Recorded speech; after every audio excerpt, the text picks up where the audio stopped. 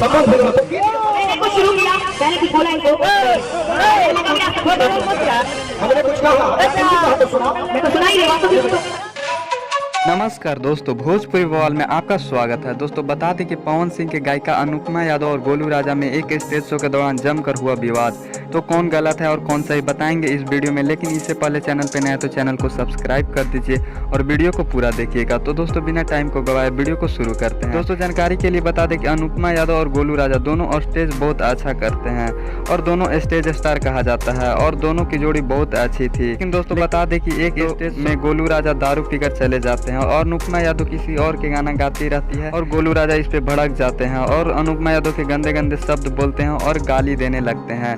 दोस्तों बता दें कि अनुपमा यादव हमेशा गोलू राजा को भैया बोलती है और रिस्पेक्ट, लेकिन गोलू राजा इस रिस्पेक्ट के काबिल नहीं है। गोलू राजा हमेशा अनुपमा यादव के स्टेज पर नीचा दिखाने की कोशिश करते हैं। वो दारू के नशे में होते हैं। दोस्तों बता दें कि गोलू राजा को ये पता नहीं है कि एक लड़की के साथ स्टेज पे कैसे बिहेव किया जाता है और कैसे रिस्पेक्ट दिया जाता है।